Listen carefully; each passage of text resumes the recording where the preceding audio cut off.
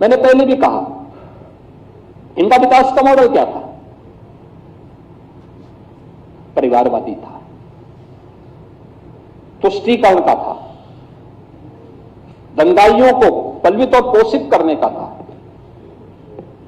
यही तो प्रदेश के अंदर होता था।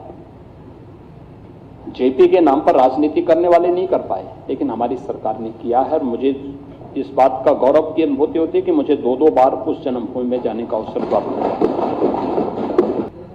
गोमती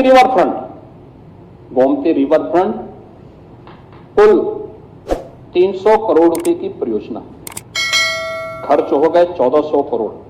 और तब भी जब यहां पे समाजवादी पार्टी विकास की बात करती है और इस सरकार की विकास की योजनाओं पर या बजट पे टिप्पणी करती है, हमें हंसी आती है। विकास की बात वे लोग कर रहे हैं और विकास के नाम पर आईना दिखाने का काम वे लोग कर रहे हैं, जिन्होंने एक बार नहीं 4-4 बार अवसर मिलने के बाद भी प्रदेश के अंदर विकास की किसी ठोस योजना को लेकर के वे आगे नहीं बढ़ पाए। मैंने पहले भी कहा, इनका विकास का मॉडल क्या था? परिवारवादी था, तुष्टीकरण का था, दंगाइयों को पलवित और पोषित करने का था। यही तो प्रदेश के अंदर होता था। और जहां पर इन्होंने प्रयास भी किया, किस प्रकार की स्थिति है, 3 उदाहरण मात्र, उसके बहुत अच्छे ढंग से अब कोई भी समझ सकता है। पहला है जेपीएनआईसी, यानी देश के अंदर दोषी स्वाधीनता आंदोलन के रूप में इमरजेंसी के खिलाफ शंखनाद करने वाले जयप्रकाश जी उत्तर प्रदेश की धरा पर जन्मे थे।